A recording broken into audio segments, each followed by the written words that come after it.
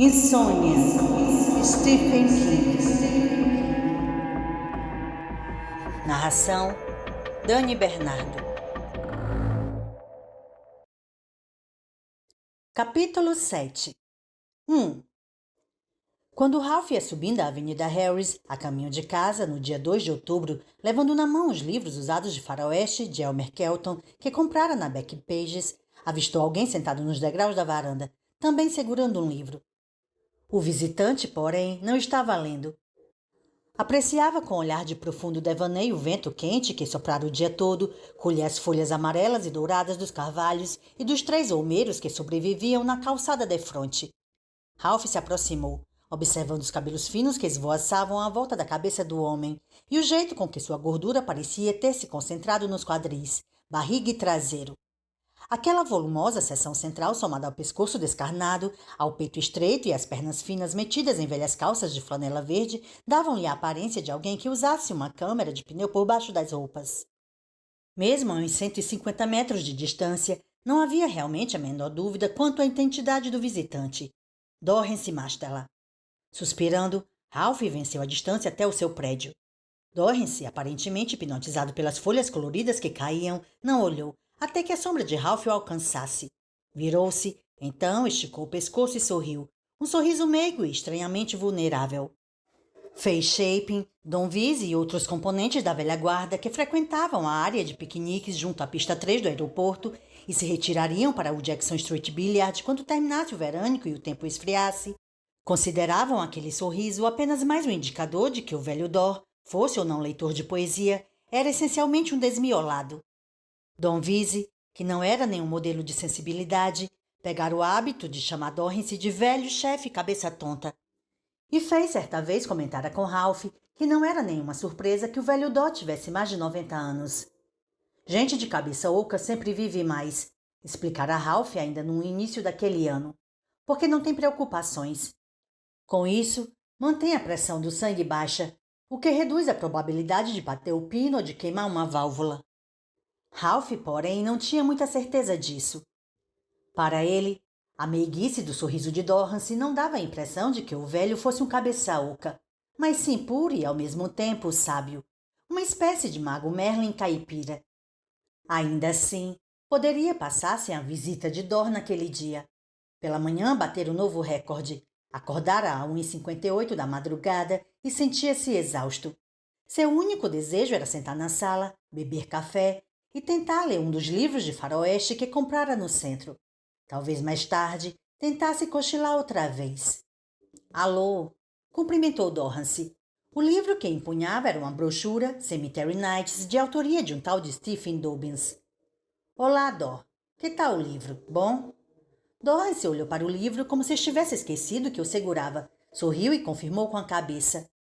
É muito bom. Ele compõe poemas que parecem histórias.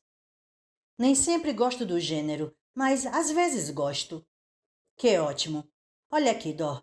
É um prazer vê-lo, mas a caminhada ladeira acima me cansou um pouco.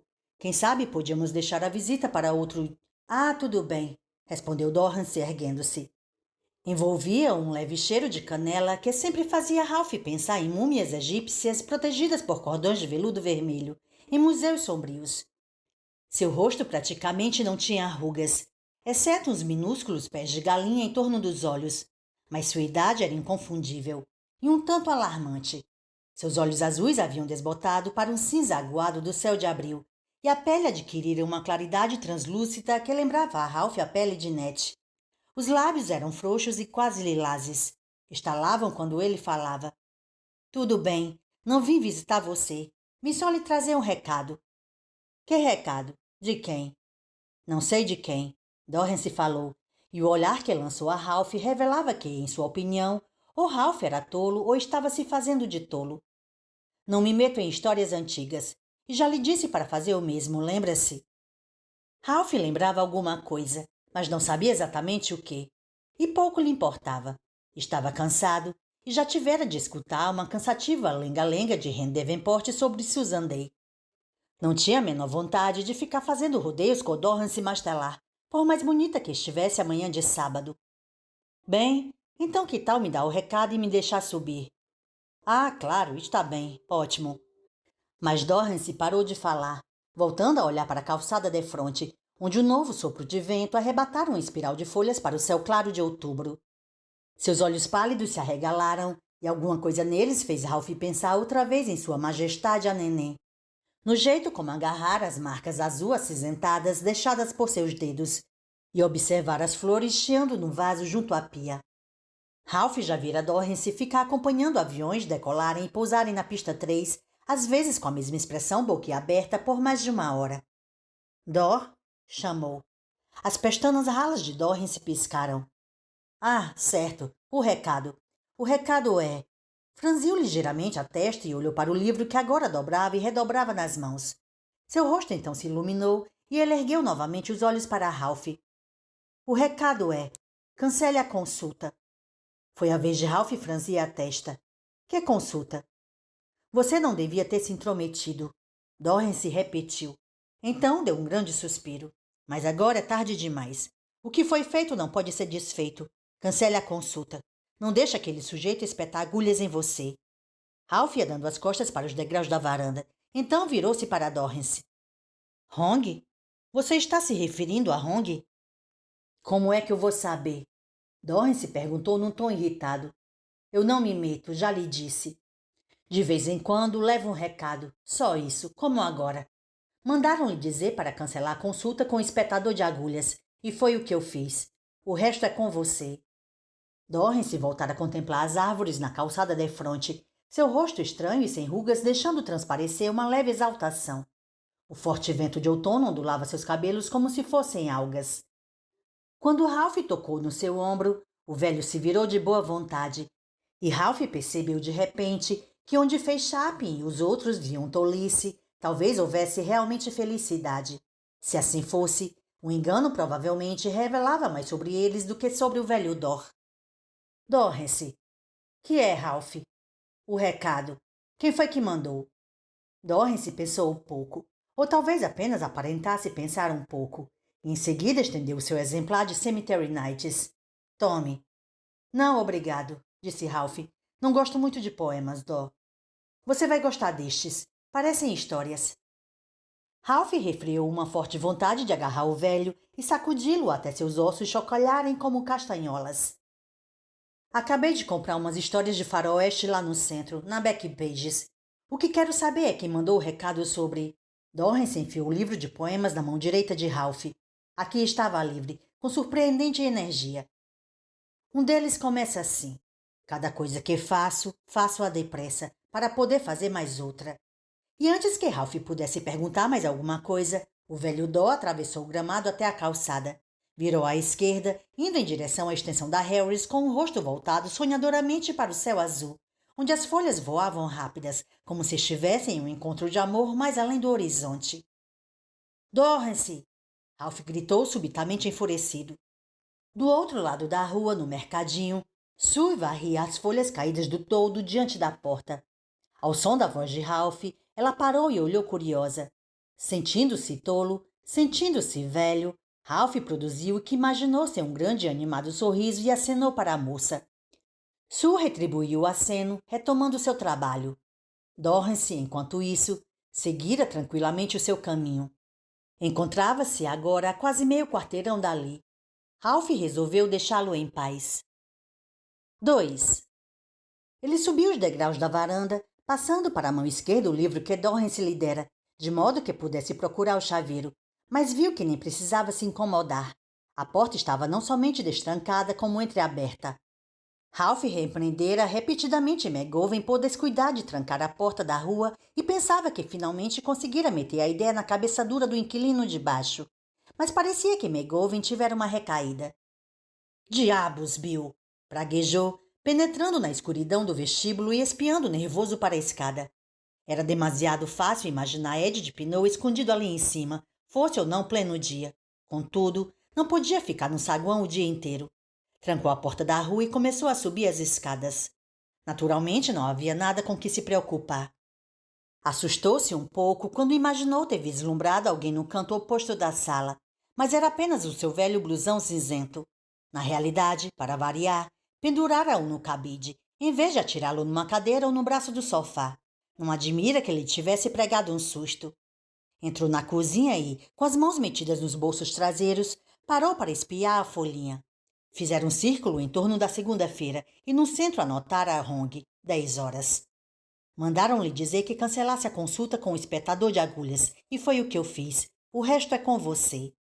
Por um instante, Ralph sentiu-se tomando distância de sua vida, para poder apreciar a última parte do mural que ela pintara, em vez de observar apenas o detalhe do hoje. O que viu assustou-o. Uma estrada desconhecida corria em direção a um túnel escuro onde qualquer coisa poderia estar à espreita. Absolutamente qualquer coisa. Então dei meia volta a Ralph. Mas tinha a impressão de que não podia fazer isso. Tinha a impressão de que rumava para o túnel, quisesse ou não entrar. A sensação não era tanto a de estar sendo conduzido para o túnel, mas empurrado por mãos poderosas e invisíveis. Não importa, murmurou, esfregando nervosamente as têmporas com as pontas dos dedos, os olhos postos na data assinalada com um círculo na folhinha. Dali a 2 dias.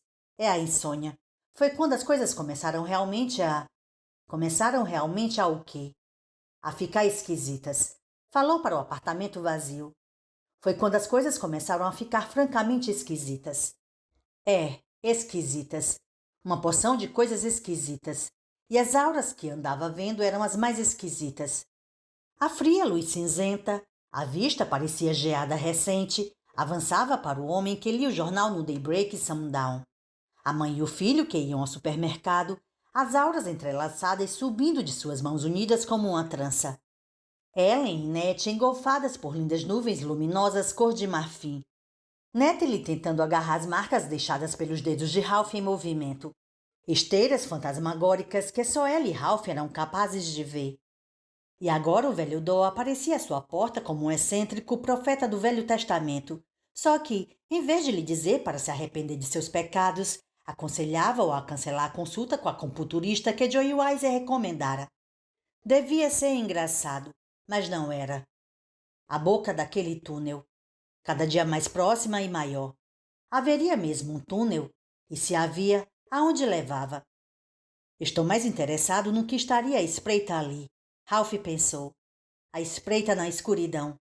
Não devia ter se intrometido, Dorren se dissera, mas agora é tarde demais. O que está feito não pode ser desfeito, Ralph murmurou e de repente resolveu que não queria mais olhar a vida à distância.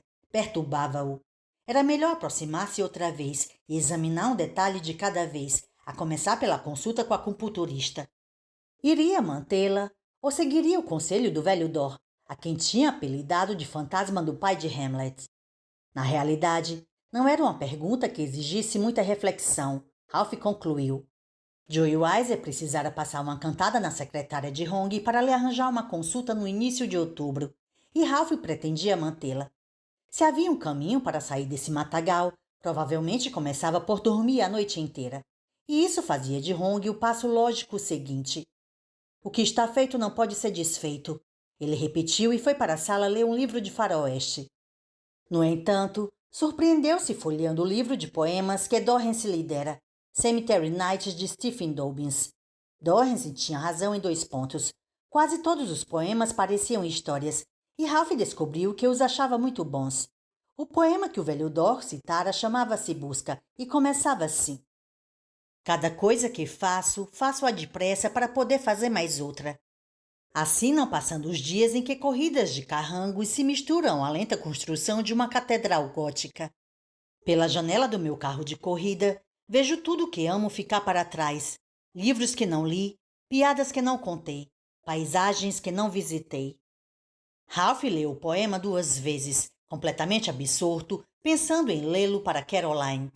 Caroline gostaria do poema, o que era bom, e gostaria ainda mais dele, que, em geral, preferia os romances históricos e de faroeste, por descobrir o poema e trazê-lo para ela como se fosse um buquê de flores. Ia mesmo se levantar à procura de um papel para marcar a página, quando se lembrou de que fazia agora meio ano que Caroline morrera e caiu no choro. Passou quase 15 minutos sentado na poltrona, com o livro de poemas no colo, enxugando os olhos com o punho. Finalmente foi para o quarto, deitou-se e tentou dormir. Após uma hora contemplando o teto, levantou-se, preparou uma xícara de café e sintonizou uma partida de futebol universitário na TV. 3. A biblioteca pública abria nas tardes de domingo de 1 às 6. No dia seguinte à visita de Dorrance, Ralph foi até lá, principalmente porque não tinha nada melhor para fazer. Na sala de leitura de teto alto, normalmente havia um punhado de velhos como ele, a maioria folheando os jornais de domingo que agora dispunham de tempo para ler. Mas quando Ralph saiu dentre as fileiras de estantes onde passara 40 minutos escolhendo um livro, descobriu que a sala inteira era só sua. O deslumbrante céu azul da véspera cedera lugar a uma chuva pesada que colava as folhas caídas calçadas ou as carregava para os bueiros da rede pluvial que, em Derry, era singular e desastrosamente confusa. O vento continuava a soprar, mas agora virara para o norte, o que trazia um frio cortante. As pessoas mais velhas que tinham algum juízo ou sorte aconchegavam-se em casa, talvez assistindo ao último jogo de outra melancólica temporada do Red Sox, talvez brincando de coisas amenas com os netinhos, talvez fazendo a cesta depois de um farto almoço. Ralph, porém, não achava graça no Red Sox. Não tinha filhos nem netos e parecia ter perdido completamente a capacidade de tirar uma cesta, se é que algum dia a possuíra. Portanto, tomara o ônibus de 1 hora da linha verde até a biblioteca e ei-lo ali, desejando que tivesse vestido algo mais quente do que o velho e surrado blusão cinzento. A sala de leitura estava gelada e triste também. A lareira estava apagada e o silêncio dos radiadores era um forte indício de que a fornalha ainda não fora acesa. A bibliotecária dos domingos tampouco se dera ao trabalho de acender as luminárias que pendiam do teto. A luz que chegava à sala parecia se extinguir no chão e os cantos se enchiam de sombras. Os lenhadores, soldados, tamborileiros e índios nas velhas pinturas que decoravam as paredes pareciam espíritos malignos. A chuva fria batia nas janelas, estremecendo-as em suspiros. Eu devia ter ficado em casa, pensou Ralph, mas não acreditava muito nisso. Ultimamente, ficar em casa era pior. Além do mais, encontraram um interessante livro novo nas estantes que apelidara de seção do João Pestana. Padrões de sonho do Dr. James Hall. Acendeu, então, as luzes do teto, deixando a sala um pouco menos sinistra. Sentou-se em uma das 4 mesas compridas e logo foi absorvido pela leitura.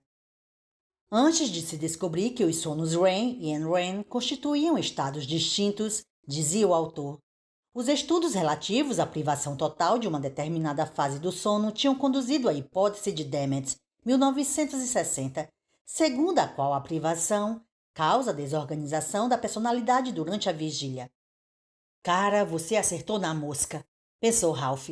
Não se consegue nem encontrar a porra de um envelope de sopa quando se quer. Os estudos iniciais sobre a privação do sono também levantaram estimulantes especulações sobre a possibilidade da esquizofrenia ser um distúrbio em que a privação do sonho noturno permitiu a passagem do estado onírico para o estado de vigília. Ralph debruçou-se sobre o livro, os cotovelos apoiados na mesa, os punhos comprimindo as têmporas, a testa enrugada e as sobrancelhas juntas num aperto de concentração. Refletiu se Hal poderia estar se referindo às auras, talvez até mesmo sem saber. Só que ele continuava a ter sonhos diabos, na maioria muito vívidos.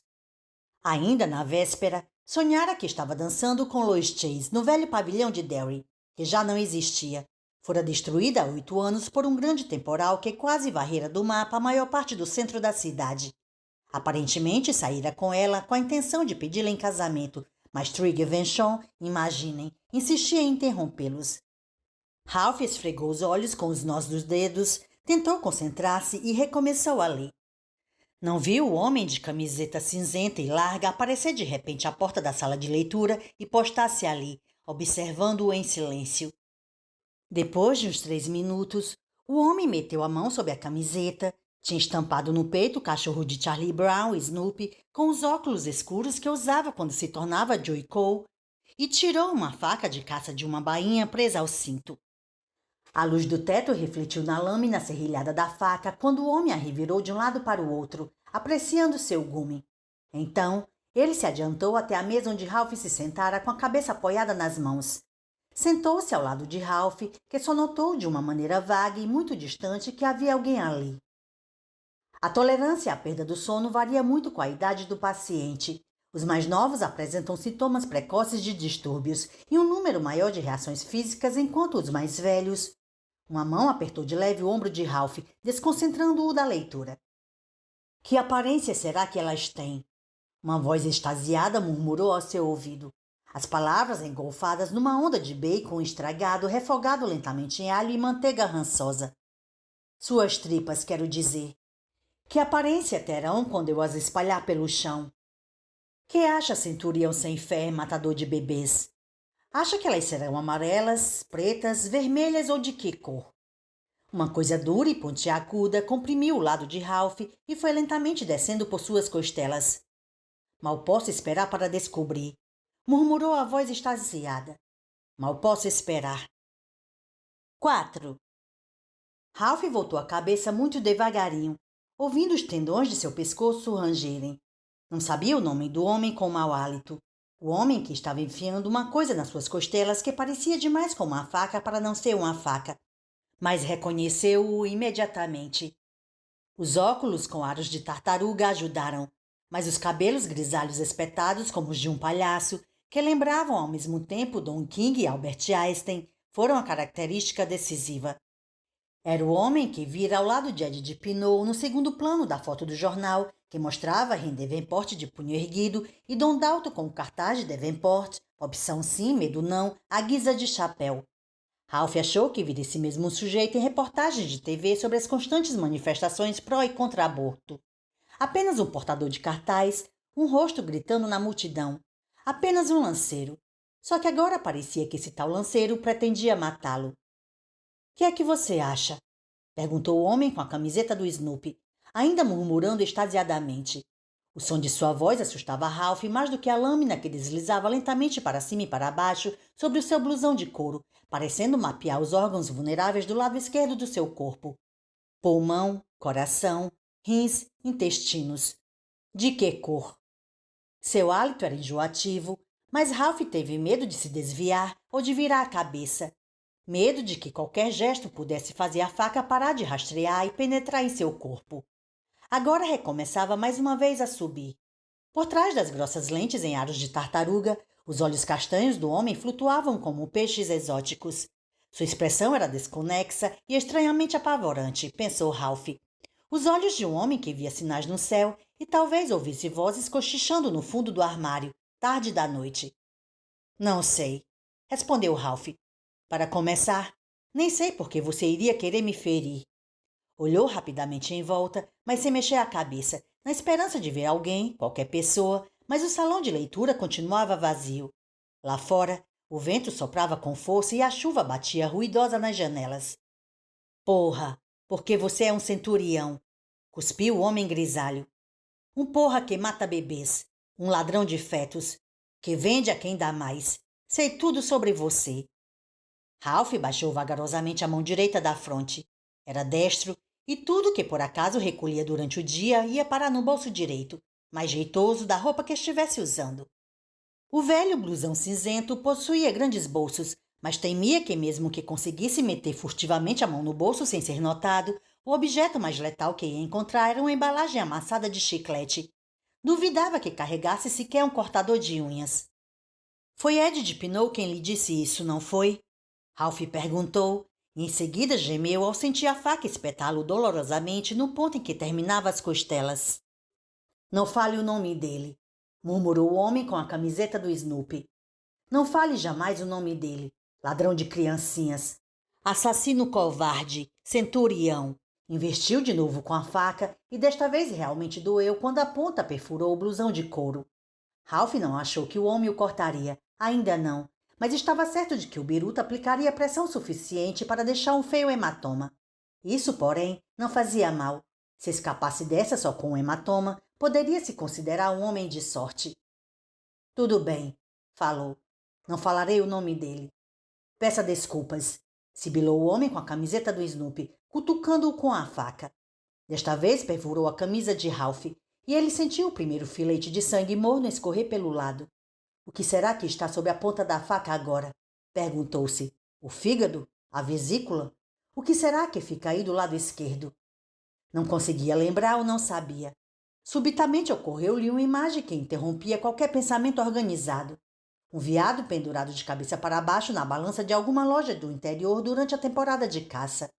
Os olhos vidrados, a língua pendurada e um corte escuro no ventre, que um homem com uma faca igualzinha a esta, abrira no animal para arrancar suas entranhas, deixando apenas a cabeça, a carne e o couro.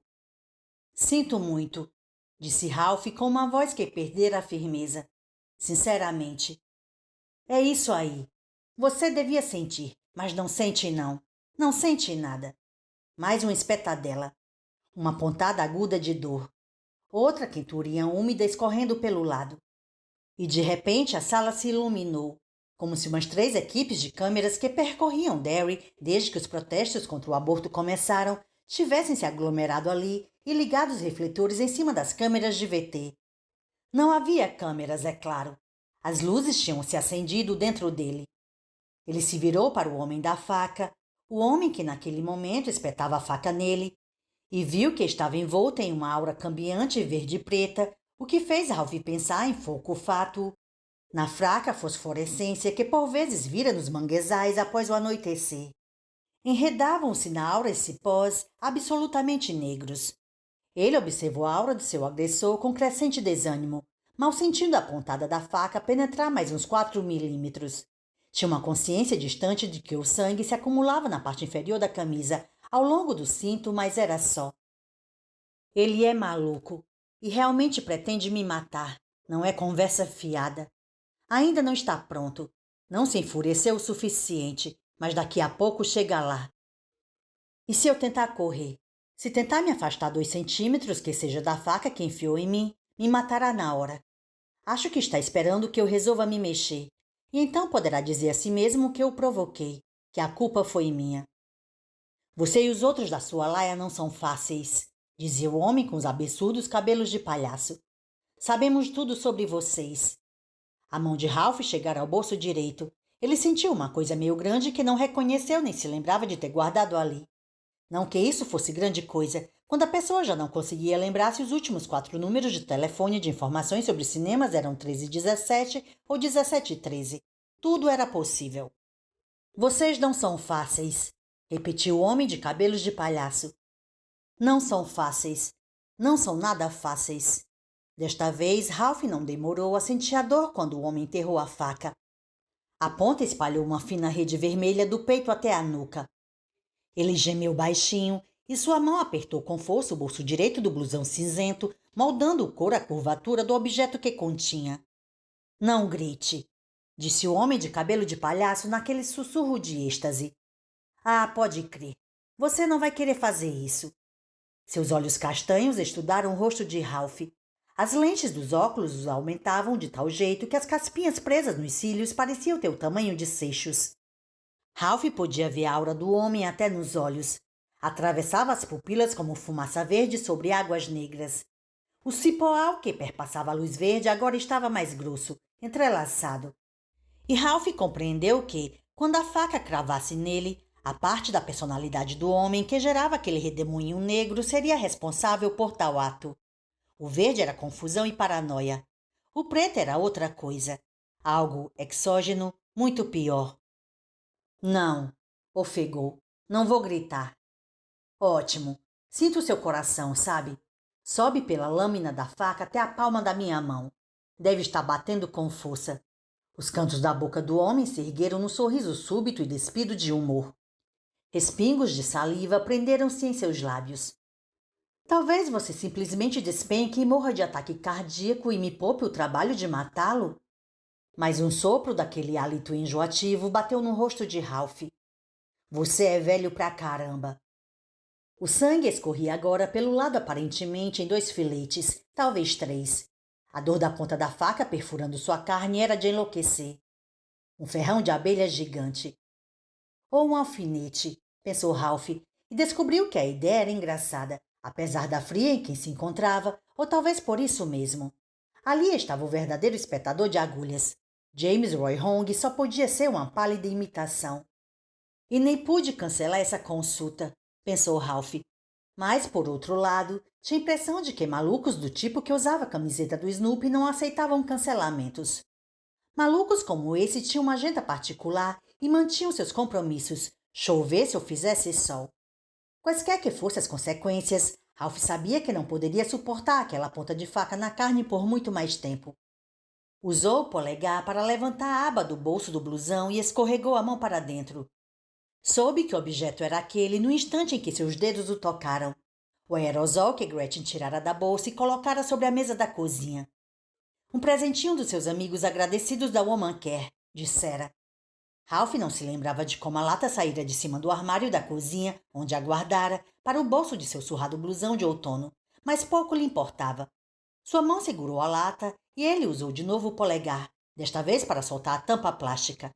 Enquanto fazia isso, não tirou uma única vez os olhos do rosto contrariado, assustado, exultante do homem com cabelos de palhaço. Eu sei uma coisa, disse Ralph. Se você prometer não me matar, eu lhe conto. O quê? Indagou o homem com cabelos de palhaço. Essa é boa. Que é que um porqueira como você pode saber? Que é que um porqueira como eu pode saber? Ralph se perguntou, e a resposta veio na hora. Iluminou-se em sua cabeça como as barras de prêmios em uma máquina caça-níqueis. Forçou-se a penetrar a aura verde que revolvia em torno do homem, a horrível nuvem mal cheirosa que emanava de seus intestinos revoltos. Ao mesmo tempo, foi tirando a latinha do bolso, firmou-a contra a coxa e encaixou o dedo indicador no botão que disparava o spray. Eu sei quem é o Rei Rubro, murmurou. Os olhos por trás dos óculos sujos arregalaram-se, não apenas de surpresa, mas de choque, e o homem de cabelo de palhaço retrocedeu um pouco. Por um instante, a terrível pressão no alto do lado esquerdo de Ralph diminuiu.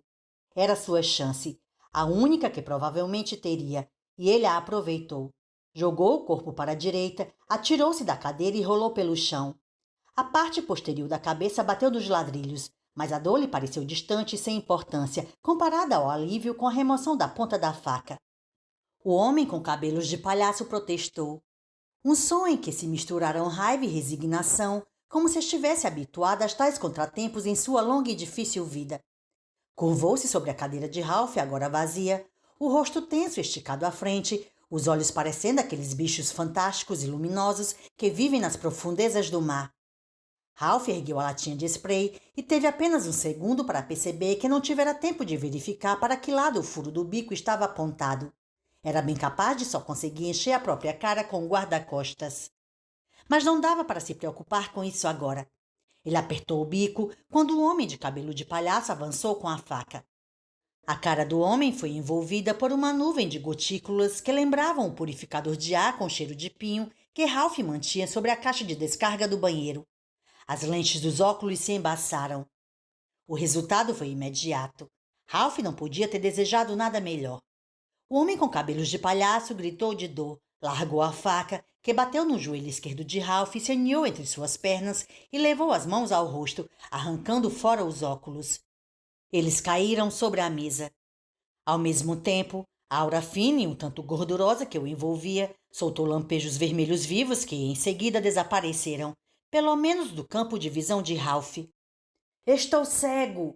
Berrou o homem de cabelos de palhaço com a voz aguda. — Estou cego! Cego! — Não, não está não, disse Ralph, pondo-se de pé trêmulo. — Você só... O homem com cabelos de palhaço gritou de novo e se atirou no chão. Rolava de um lado para o outro num piso preto e branco, cobrindo o rosto com as mãos, berrando como uma criança que tivesse prendido a mão na porta. Ralph distinguia suas bochechas por entre os dedos entreabertos e lembrou-se de fatiazinhas de torta. A pele ali ia assumindo um alarmante tom vermelho. Ralph disse a si mesmo que largasse o homem para lá, que ele era doido de pedra e perigoso como uma cascavel, mas sentia demasiado horror e vergonha do que fizera para aceitar esse excelente conselho. A ideia de que fora uma questão de sobrevivência, de imobilizar seu agressor ou morrer, já começara a parecer irreal. Abaixou-se e pôs a mão hesitante no braço do homem. O biruta rolou para longe dele e começou a sapatear com os tênis sujos no chão, como uma criança fazendo birra. — Seu sacana! — gritava. — Você atirou uma coisa em mim. E inacreditavelmente acrescentou. — Vou te processar até te deixar nu. — Acho que você vai ter que explicar essa faca antes de poder levar adiante uma ação, disse Ralph. Ele viu a faca caída no chão e ia apanhá-la, mas pensou 2 vezes. Seria melhor que suas impressões digitais não estivessem na arma. Ao se endireitar, sentiu uma tontura perpassar sua cabeça e, por um momento, o som da chuva batendo nas vidraças lhe pareceu abafado e distante. Ele chutou a faca para longe, pôs-se de pé com esforço e teve de se agarrar às costas da cadeira onde estivera sentado para não cair. Recuperou a firmeza. Ouviu passos que se aproximavam da entrada principal, acompanhados de murmúrios e indagações. Agora vocês aparecem, Ralph pensou abatido. Onde estavam há 3 minutos, quando esse cara estava prestes a me furar o pulmão esquerdo como um balão. Mike Hanlon, esbelto e jovem apesar da cabeleira grisalha, surgiu no portal. Logo em seguida vinha um adolescente, em que Ralph reconheceu o recepcionista de fim de semana, e mais atrás 4 ou 5 curiosos, provavelmente leitores da sala de periódicos. Senhor Roberts? Mike exclamou. Nossa, o senhor se machucou muito? Estou ótimo. Ele é que se machucou, respondeu Ralph. Mas por acaso bateu os olhos em si mesmo ao indicar o homem no chão e viu que não estava tão ótimo. Seu blusão subira quando ele apontou, mostrando que o lado esquerdo de sua camisa xadrez estava tinto de vermelho, formando uma lágrima que começava na axila.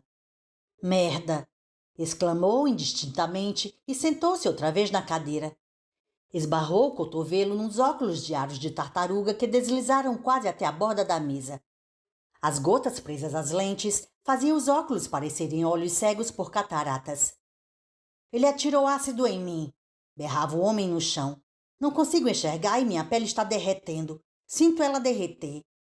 Ele parecia a Ralph uma paródia semiconsciente da bruxa má do oeste em O Mágico de Oz. Mike deu uma olhada rápida no homem caído no chão e sentou-se numa cadeira junto a Ralph. Que foi que aconteceu? Bem, ácido não foi, disse Ralph, erguendo a latinha do guarda-costas. Descansou-a na mesa ao lado de padrões de sonho. A senhora que me deu isso disse que não é tão forte quanto o gás paralisante. Apenas irrita os olhos e deixa a pessoa. O que me preocupa não é o que aconteceu com ele. Mike interrompeu impaciente. Uma pessoa que consegue berrar tão alto provavelmente não vai morrer nos próximos 3 minutos. É o senhor quem me preocupa, senhor Roberts. Tem alguma ideia da gravidade das facadas que recebeu? Ele não chegou realmente a me esfaquear, disse Ralph. Ele meio que me espetou com aquilo. Apontou a faca caída no chão ladrilhado. À vista da ponta vermelha, sentiu outra onda de tontura lhe atravessar a cabeça. Ele parecia um trem expresso feito de travesseiros de paina. Era uma idiotice, é claro. Não fazia o menor sentido, mas sua mente não estava primando pela sensatez. O auxiliar da recepção observava cautelosamente o homem no chão. Exclamou. Nós conhecemos esse cara, Mike. É o Charlie Pickering. Pelas barbas do profeta, exclamou Mike. Por que é que nem estou surpreso? Olhou para o auxiliar de recepção e suspirou. É melhor chamar os tiras, Justin. Parece que temos um problema aqui. 5. Estou enrolado por ter usado isso? Ralph perguntou 1 hora mais tarde e apontou para um dos sacos plásticos fechados sobre a superfície atulhada da escrivaninha no escritório de Mike Hanlon. Uma etiqueta amarela colada na frente informava a prova. Lata de aerosol. Data, 10/3/93 e local, Biblioteca Pública de Derry. Não tanto quanto o nosso amigo Charlie vai ficar por ter usado aquilo, Joey Decker falou, apontando para o outro saco selado. Dentro dele a faca de caça. Na ponta o sangue, agora seco, escurecera. Leidecker hoje estava usando uma suéter de futebol da Universidade do Maine. A roupa dava-lhe o tamanho aproximado de um curral de vacas leiteiras. Ainda damos muito valor ao conceito de legítima defesa aqui no interior, mas não vamos fazer muito alarde. Seria o mesmo que declarar que acreditamos que a Terra é plana. Mike Hanlon, que estava encostado no portal, deu uma risada. Ralph esperava que seu rosto não revelasse o profundo alívio que sentia. Enquanto um paramédico, parecia um dos caras que tinham levado Ellen de Pinot para o hospital em agosto, cuidava dele, primeiro fotografou as facadas, depois desinfetou-as e por fim aplicou um ponto falso e enfaixou Ralph. Ele permaneceu sentado com os dentes cerrados, imaginando um juiz a sentenciá-lo a 6 meses no xadrez municipal por agressão com uma arma semiletal. Temos esperanças, Sr. Roberts, de que isso sirva de exemplo e aviso a outros pés na cova das vizinhanças que se sintam à vontade andando por aí com latinha de gás irritante.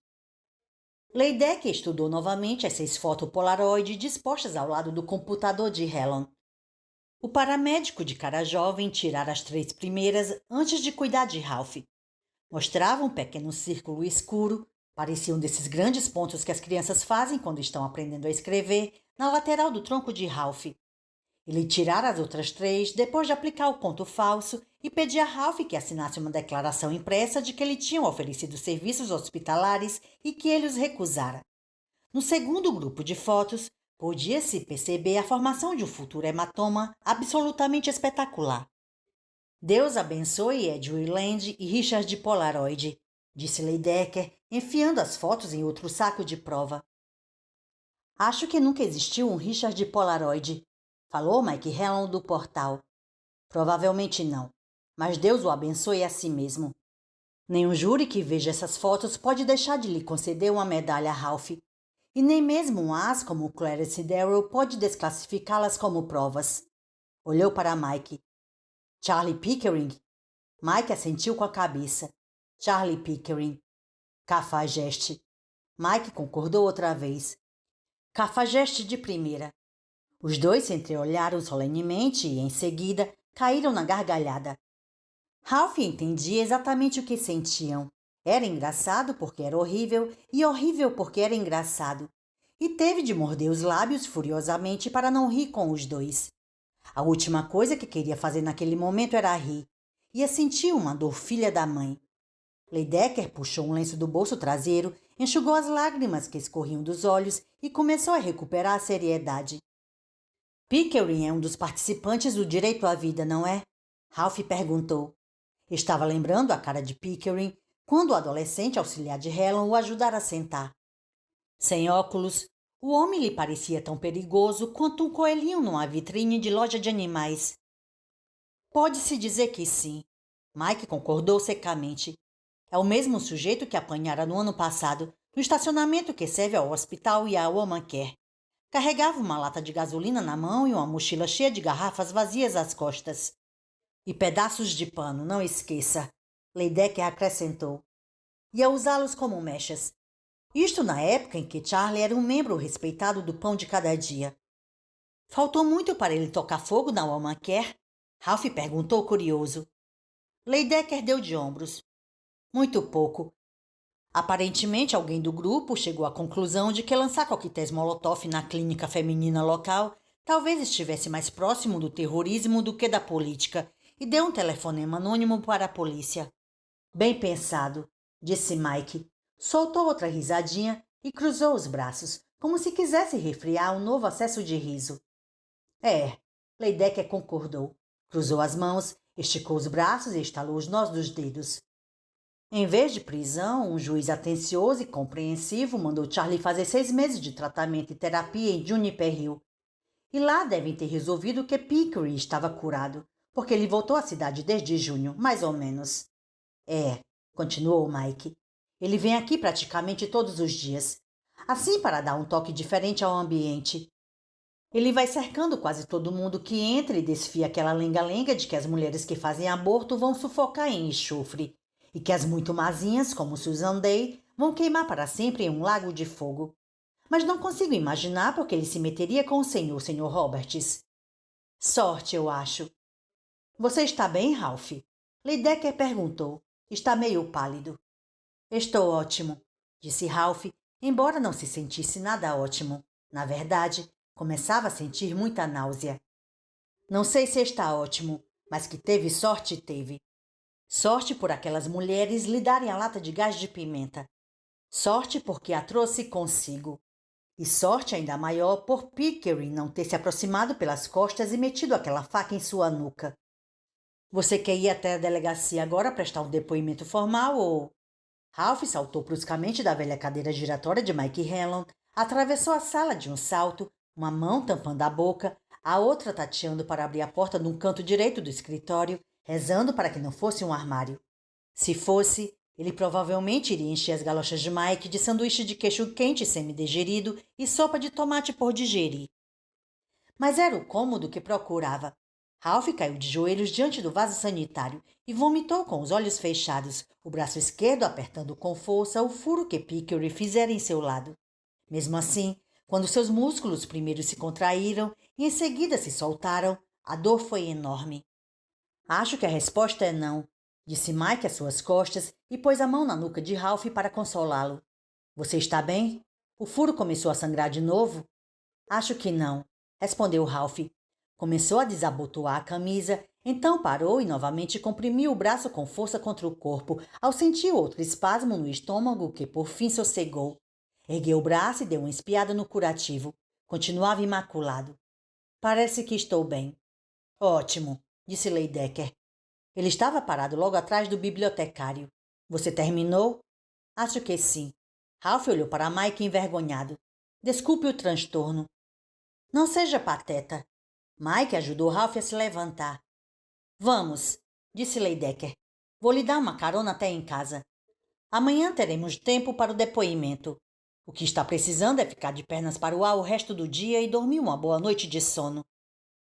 Não há nada como uma boa noite de sono, Ralph concordou. Tinham alcançado a porta do escritório. Quer largar o meu braço agora, detetive Leidecker? Ainda não estamos namorando firme, estamos? Leidecker pareceu levar um susto, mas largou o braço de Ralph. Mike recomeçou a rir. Não estão. Essa é muito boa, Sr. Roberts. Leidecker estava sorrindo. Acho que não, mas você pode me chamar de Jack se quiser. Ou John. Só não pode me chamar de Johnny. Desde que minha mãe morreu, a única pessoa que me chama de Johnny é o velho professor McGovern. Velho professor McGovern, pensou Ralph. Que coisa mais estranha. Muito bem, será John. E vocês dois podem me chamar de Ralph. Para mim, Sr. Robert, sempre será aquela peça da Broadway estrelada por Henry Fonda. Negócio fechado, disse Mike Hellon. E cuide-se bem. Vou tentar, disse e parou abruptamente.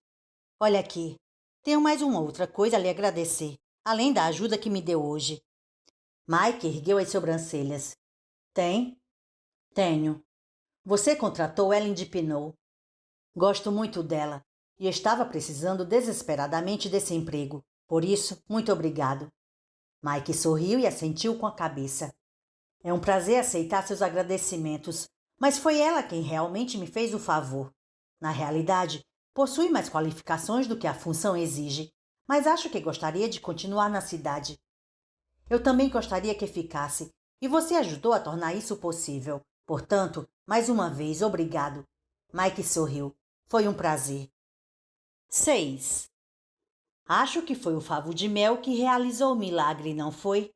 Leidecker perguntou ao saírem de trás do balcão. Ralph, a princípio, não fez nem ideia do que o detetive grandão poderia estar lhe perguntando. Era como se tivesse falado esperanto. Sua insônia, esclareceu Leidecker pacientemente. Desapareceu, certo? Deve ter desaparecido. Você está 1.000.000 de vezes melhor do que no dia em que eu o conheci. Estava um pouquinho tenso naquele dia, disse Ralph. Lembrou-se da velha piada de Billy Crystal sobre Fernando, em que ele dizia: Olha aqui, querido, não seja bobo. O importante não é o que você sente, mas o que aparenta sentir. E sua aparência está maravilhosa. E hoje você não está? Ora, Ralph, é com o Leidecker que você está falando. Vamos, conte, foi o favo de mel? Ralph pareceu refletir sobre o que ouvia e em seguida concordou com a cabeça. É, acho que deve ter sido. Fantástico! Eu não lhe disse? Leidecker exclamava animado quando saíram para a tarde chuvosa. 7. Eles aguardavam que o sinal abrisse no alto da morro acima, quando Ralph se virou para Leidecker e perguntou quais eram as chances de acusar Ed de cumplicidade com Charlie Pickering. Porque foi Ed quem deu a ordem. Sei disso tão bem quanto sei que o Parque Strawford fica ali adiante. Você provavelmente tem razão, respondeu Leidecker. Mas não se engane. As chances de acusá-lo de cumplicidade são mínimas. Não seriam muito boas nem se o promotor municipal não fosse o conservador que é. Por que não? Primeiro, porque duvido que a gente possa expor uma ligação íntima entre os dois. Segundo, Porque caras como Pickering costumam ser extremamente leais às pessoas que identificam como amigos. Porque tem poucos. O mundo deles é basicamente formado de inimigos. Sob o interrogatório, não creio que Pickering vá repetir muita coisa do que disse enquanto fazia cócegas em suas costelas com a faca de caçar. Terceiro, porque Ed de Pinot não é nenhum bobo. Doido, sim. Objetivamente até mais doido do que Pickering, mas não é nenhum bobo. Não vai admitir nada. Ralph concordou com a cabeça. Tinha exatamente a mesma opinião sobre Ed. Se Pickering dissesse que de Pinot mandou procurá-lo para apagá-lo, porque você é um centurião que rouba fetos e mata bebês, Ed apenas sorriria para nós e diria que não duvidava que o coitado do Charlie tivesse dito isso. Que o coitado do Charlie talvez até acreditasse nisso, mas que isso não transformava o dito em verdade. O sinal abriu. Leidec atravessou o cruzamento, depois virou à esquerda na Avenida Harris. Os limpadores de para-brisas batiam oscilantes. O Parque Strawford, à direita de Ralph, parecia uma miragem ondulante em meio à chuva que escorria em torrentes pela janela do seu lado. E o que poderíamos argumentar? Leidecker continuou. Charlie Pickering tem realmente uma longa história de instabilidade mental. Em matéria de manicômios, ele já fez o circuito completo. Juniper Hill, Acadia Hospital, Bangor Mental. Se existe lugar onde haja tratamentos de choque gratuitos e camisas que abotoam nas costas, então Charlie provavelmente já esteve lá. Ultimamente, sua mania favorita é o aborto. No fim dos anos 1960, seu grilo era a líder feminista Margaret Chase Smith. Ele escrevia cartas para todo mundo, o Departamento de Polícia de Derry, a Polícia Estadual, o FBI, e contava que ela era espiã russa e que tinha provas. Essa não, é inacreditável. Que nada, é a cara do Charlie Pickering, e aposto como existe uma dúzia deles em cada cidade do tamanho da nossa nos Estados Unidos. Aliás, no mundo inteiro. Ralph escorregou a mão até o lado esquerdo e tocou o curativo quadrado. Seus dedos acompanharam a forma do esparadrapo sobre a gaze. Mas não conseguia esquecer os olhos castanhos de Pickering ampliados pelas lentes. Aquela expressão simultânea de êxtase e terror. Começava a achar difícil acreditar que o dono daqueles olhos quase o matara. E receava que, no dia seguinte, tudo aquilo pudesse parecer os tais sonhos que invadem a vida real de que falava o livro de James A. Hall. Ah, merda, Ralph. É que um biruta como Charlie Pickering transforma-se no instrumento perfeito para um cara como o de Pinot. Agora mesmo, o nosso amiguinho espancador de mulher tem praticamente uma tonelada de desmentidos. Leidecker virou na entrada ao lado do prédio de Ralph e estacionou atrás de um grande Oldsmobile com manchas de ferrugem na tampa do porta-malas e um adesivo muito velho no para-choque, do CAX 88. De quem é esse brontossauro? Do professor? Não, respondeu Ralph. É o meu brontossauro. Leidecker lhe lançou um olhar incrédulo ao estacionar o Chevrolet do departamento de polícia. Se você tem um carro, como é que fica plantado em pontos de ônibus debaixo do temporal? O carro não anda? Anda, respondeu Ralph um tanto secamente, sem querer acrescentar que talvez estivesse enganado. Fazia mais de 2 meses que não punha o Oldsmobile na estrada. E eu não estava plantado debaixo do temporal. Aquilo era um abrigo de ônibus e não uma parada de ônibus. Tem uma cobertura e até um banco. Não tem TV a cabo, é verdade, mas é só esperar mais um ano. Ainda assim, Leidecker disse, olhando o Oldsmobile desconfiado. Passei os últimos 15 anos da minha vida pilotando uma escrivaninha, mas antes trabalhava como vendedor. Durante os 25 anos, rodei uma média de 1.300 quilômetros por semana.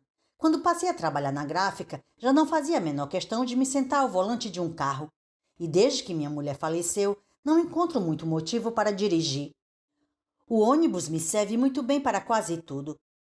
Não dissera nenhuma mentira. Só não vira necessidade de acrescentar que cada vez confiava menos em seus reflexos e em sua visão reduzida. Há um ano, um garoto de uns 7 anos atravessara correndo a Avenida Harris atrás de uma bola de futebol, quando Ralph estava voltando do cinema e, embora viesse dirigindo a apenas 30 km por hora, aterrorizara-se durante 2 intermináveis segundos com a ideia de que ia atropelar o menininho. Não atropelara, claro. Nem mesmo chegara próximo disso. Não mesmo. Mas achava que podia contar nos dedos as vezes em que dirigira o Oldsmobile desde então. Também não vira necessidade de contar isso a John. Bem, Seja como quiser, disse Leidecker, acenando vagamente na direção do Oldsmobile. Que tal 1 da tarde para o seu depoimento amanhã, Ralph? Venho ao meio-dia para ver se está tudo bem. Podemos tomar um café se quiser. Acho ótimo, e obrigado pela carona. Não foi nada. E só mais uma coisa. Ralph começara a abrir a porta do carro, tornou a fechá-la e se virou para Leidecker, as sobrancelhas erguidas. Leidecker olhou para as próprias mãos, remexeu-se sem graça ao volante, pigarreou e então tornou a erguer os olhos. Só queria dizer que você é uma grande figura, falou Leidecker. Muitos caras com menos 40 anos do que você teriam terminado a aventura de hoje no hospital ou no necrotério. Acho que meu anjo da guarda estava de serviço, respondeu Ralph, pensando na surpresa que tivera ao perceber o que era a forma redonda no bolso do blusão. Bom, talvez fosse isso, mas mesmo assim, hoje à noite você vai verificar se a porta ficou bem trancada. Está me ouvindo? Ralph sorriu e concordou com a cabeça. Merecido ou não, o elogio de Leidecker produzira um calorzinho em seu peito. Vou verificar aí. Se conseguir que McGovern coopere, vai ficar tudo 100%.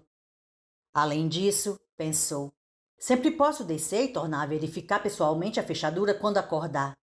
O que deverá acontecer umas 2 horas e meia depois de eu dormir, do jeito que as coisas caminham. Vai ficar tudo 100%, disse Leidecker. Ninguém lá no meu trabalho gostou muito quando o Dipinot se uniu aos amigos da vida, mas não vou dizer que nos surpreendemos. Ele é um cara bonitão, carismático. Isto é, quando a gente o encontra em dia em que ele não andou fazendo a mulher de saco de pancada. Ralph concordou. Por outro lado, já vimos caras como ele antes e sabemos que são autodestrutivos. Dipinot já iniciou o processo. Perdeu a mulher, perdeu o emprego. Você está sabendo? Ellen me contou. Agora está perdendo os seguidores mais moderados. Eles estão abandonando a esquadrilha que nem avião de caça retornando à base por falta de combustível. Mas o Ed não. Ele vai prosseguir aconteça o que acontecer. Imagino que ainda vai reter alguns até a palestra de Susan Day. Mas depois acho que não vai sobrar ninguém. Já lhe ocorreu que ele talvez tente alguma coisa na sexta-feira? Que talvez tente ferir Susan Day? É claro, respondeu Leidecker. Já ocorreu a todos nós, sem a menor dúvida. 8. Ralph ficou felicíssimo ao encontrar, desta vez, a porta da varanda trancada. Destrancou-a apenas o tempo suficiente para entrar e subiu pesadamente a escada do vestíbulo, que esta tarde lhe pareceu mais longa e mais escura que nunca. O apartamento lhe pareceu demasiado silencioso, apesar do tamborilar incessante da chuva no telhado, e o ar demasiado carregado de incontáveis noites de insônia. Ralph puxou uma das cadeiras da mesa da cozinha até a bancada, subiu nela e espiou em cima do armário mais próximo à pia. Era como se esperasse encontrar outra lata do guarda-costas, a lata original, a que ele guardara ali depois de se despedir de Ellen e da amiga Gretchen, e parte de Ralph realmente esperava isso. Mas não havia nada ali, exceto um palito, um fusível de cartucho e muita poeira. Ele desceu cautelosamente da cadeira, reparou que deixara pegadas sujas no assento e usou uma toalha de papel para limpá-las. Em seguida, repôs a cadeira junto à mesa e foi para a sala. Parou ali, deixando os olhos correrem do sofá, com a encardida capa de flores à poltrona. Dali para a velha televisão, sobre a mesinha de carvalho, entre as 2 janelas que se abriam para a Avenida Harris. Da TV, seu olhar se deslocou para o canto mais distante. Quando entrara no apartamento no dia anterior, ainda um pouquinho chateado por encontrar a porta da varanda destrancada, Ralph, por um instante, tomara seu blusão pendurado no cabide àquele canto por um intruso. Bem, não precisava se envergonhar. Pensara por um momento que Ed tivesse decidido visitá-lo. Mas eu nunca penduro o blusão. Era uma das coisas que eu fazia, uma das poucas, acho, que costumava realmente irritar Caroline. E se nunca consegui me habituar a pendurá-la enquanto ela viveu, com toda certeza não me habituei desde que ela morreu. Não fui eu quem pendurei o blusão. Ralph atravessou a sala, revirou os bolsos do blusão de couro cinzento, colocou o que encontrou em cima da televisão. Não havia nada no bolso esquerdo, a não ser uma velha embalagem de drops com fiapos de tecido presos na pastilha de cima. Mas o bolso da direita era uma arca do tesouro, mesmo sem a lata de aerosol. Havia um pirulito de limão ainda na embalagem, um anúncio da Dairy House of Pizza, uma pilha, uma caixinha vazia de papelão que contivera uma torta de maçã do McDonald's, seu cartão de desconto do Davis Video Stop, faltando apenas 4 furos para ganhar uma locação gratuita. Dera o cartão como desaparecido em combate há mais de 2 semanas e tinha certeza de que eu perdera. Uma caixa de fósforos, vários retalhos de papel de alumínio e um pedaço de papel dobrado pautado em azul. Ralph desdobrou e leu uma única frase, escrita numa letra de velho, desalinhada e tremida. Cada coisa que faço, faço-a depressa para poder fazer mais outra. Era só o que dizia, mas era o suficiente para confirmar em seu cérebro o que seu coração já sabia. Dorrance Mastella estava nos degraus da varanda quando Ralph voltara da Beck Peixes com seus livros, mas fizera outras coisas antes de se sentar para esperá-lo. Subir até o apartamento de Ralph, remover a lata de aerosol de cima da prateleira da cozinha e aguardara no bolso direito do velho blusão cinzento de Ralph, e até deixara seu cartão de visita. Um verso rabiscado em um pedaço de papel, provavelmente rasgado do caderninho surrado em que, por vezes, registrava chegadas e partidas na pista 3. Depois, ao invés de repor o blusão no lugar onde Ralph o deixara, o velho Dó pendurara-o ordeiramente no cabide. Feito isto, o que está feito não pode ser desfeito. Voltara à varanda para esperar. Na noite anterior, Ralph reclamara com McGovern por ter deixado a porta da varanda destrancada outra vez. E McGovern suportara a reclamação com a mesma paciência com que Ralph suportara a de Caroline quando ele largava o blusão na primeira cadeira que encontrava ao chegar, em vez de pendurá-lo. Mas agora pensava se não teria acusado Bill injustamente. Talvez o velho Dó tivesse aberto a porta com uma chave falsa ou enfeitiçado a fechadura. Nas circunstâncias, a feitiçaria parecia mais provável, porque, veja bem, Ralph falou em voz baixa, recolhendo mecanicamente o lixo que espalhara em cima da TV para repô-lo nos bolsos de onde o tirara. Não é apenas ele parecer saber que eu iria precisar da lata. Sabia onde encontrá-la e sabia onde botá-la. Um arrepio zigue-zagueou por suas costas e sua mente tentou reprimir tal ideia. Rotulá-la de insensata, ilógica. O tipo de coisa que um paciente com insônia aguda inventaria. Talvez. Mas isso não explicava o pedaço de papel, não é? Ele estudou novamente as palavras rabiscadas no papel pautado de azul. Cada coisa que eu faço, faço-a depressa para poder fazer mais outra. A letra era tão sua quanto o Cemetery Nights era um livro seu. Só que agora dorme deu, disse Ralph, e o arrepio percorreu suas costas outra vez, abrindo-se em raios como uma rachadura em para-brisa. E que outra explicação lhe ocorre? Aquela lata não voou para dentro de seu bolso, nem a folha de papel. A sensação de estar sendo impelido por mãos invisíveis em direção às entranhas de um túnel escuro retornou. Sentindo-se como num sonho, Ralph voltou à cozinha. A caminho, despiu o blusão cinzento e atirou-o no braço do sofá, sem ao menos pensar. Parou à porta algum tempo. Olhou fixamente para o calendário com a estampa de 2 mineiros sorridentes que esculpiam uma abóbora. Olhou a data do dia seguinte, marcada por um círculo. Cancele a consulta com o espetador de agulhas. Dorrance dissera. Essa era a mensagem que hoje o espetador de facas mais ou menos enfatizara. Diabos! Escrevera em neon. Ralph procurou um telefone nas páginas amarelas e discou. Você discou para o consultório do Dr. James Roy Hong, informou uma agradável voz feminina. No momento, não podemos atender sua ligação. Por favor, deixe o seu recado após o sinal. Retornaremos sua ligação assim que possível. A secretária eletrônica emitiu um bip. Com uma voz que o surpreendeu pela firmeza, Ralph disse. Aqui é Ralph Roberts. Tenho uma consulta marcada para amanhã às 10 horas. Sinto muito, mas não poderei comparecer. Aconteceu um imprevisto. Muito obrigado. Fez uma pausa e acrescentou. Naturalmente pagarei a consulta. Fechou os olhos e repôs o fone às apalpadelas num gancho. Apoiou então a testa na parede. Que é que você está fazendo, Ralph? Em nome de Deus, que acha que está fazendo? É longa a viagem de volta ao paraíso, querido. Você não pode estar pensando seriamente no que está pensando, pode? Um longo caminho. Por isso não se preocupe com ninharias. Que é que você está pensando exatamente, Ralph? Ele não sabia. Não tinha a mínima ideia. Algo ligado ao destino, supunha, e aos compromissos em Samarra. Só sabia com certeza que círculos de dor começavam a se espalhar a partir do furinho no lado esquerdo, o furo que o espetador de facas fizera. O paramédico lhe dera meia dúzia de analgésicos e achava que devia tomar um, mas, neste momento, sentia-se demasiado cansado até para ir à pia encher um copo d'água. E se estava demasiado cansado para atravessar uma merdinha de cozinha, como é que um dia iria fazer a longa viagem de volta ao paraíso? Ralph não sabia e, por ora, não estava nem ligando. Só queria ficar parado ali, com a testa apoiada à parede e os olhos fechados para não precisar olhar para nada.